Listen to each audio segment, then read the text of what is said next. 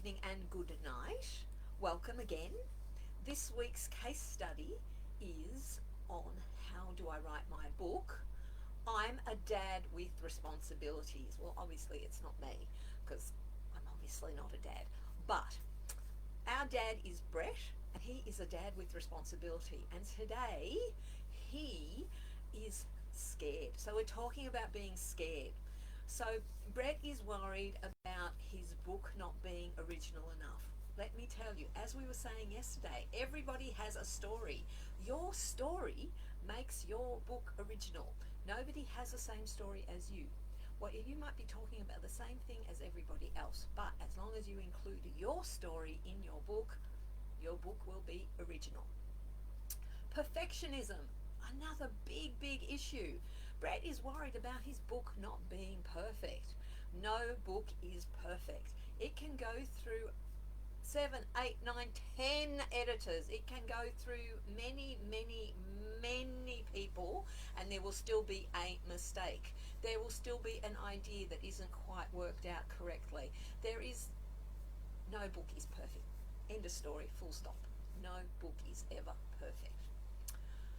The third thing that people get scared about, and Brett is really worried about this, nobody's going to want my book. Well, I can tell you that's not quite true, because Brett's going to buy a copy, and if not Brett, well then his wife, Sarah, is going to buy a copy.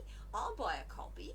His mum and dad will buy a copy. His siblings will buy a copy. His friends will buy copies.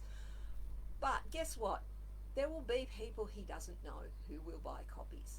And that is the beauty of writing a book. You don't know who's going to buy a book, and you don't know if your book is going to turn out to be the biggest bestseller ever. Who knows? You might be the one who hits the jackpot and writes that next bestseller. But if you never write it, you won't know.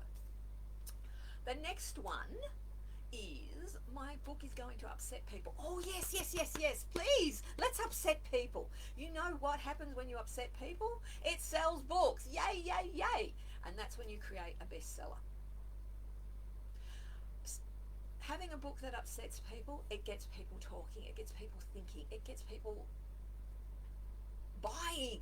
Buy your book. Buy this book. Have you read this book? Oh my gosh, it's really got this controversial idea in it. Have you read it? People need to know about controversial ideas. So yes, if you're going to upset people, yay for you. And the last thing is, I'm going to look stupid. Oh my gosh. You know what? Who cares? Who cares if you're going to look stupid? The majority of people who buy your book, they're not going to be people you know, for a start. And B, this is your book. This is your chance to say what you want to say. These are your ideas, your story. Whatever you want to get out there in the world will be in this book. And you have to feel that you are doing the right thing. And if you think you're going to look stupid, then don't write your book. Simple as that. Simple as that. Really, it is just as simple as that. If you're so worried about looking stupid, don't worry about it. The best thing I ever learned was, what people other think of you is none of your business. And when I learnt that, everything changed. And I really think that's a great piece of advice. So when you write your book, don't worry about what anybody else thinks. It is your book. That's it. End of story. Finished.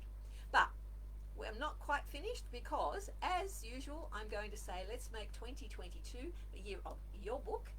It's not too late. Contact me. We'll have a chat about how to get started, and we'll do it. We'll write your book this year. It can be done. I'll be back again tomorrow with more about Brett and his journey on writing a book. See you then. Bye.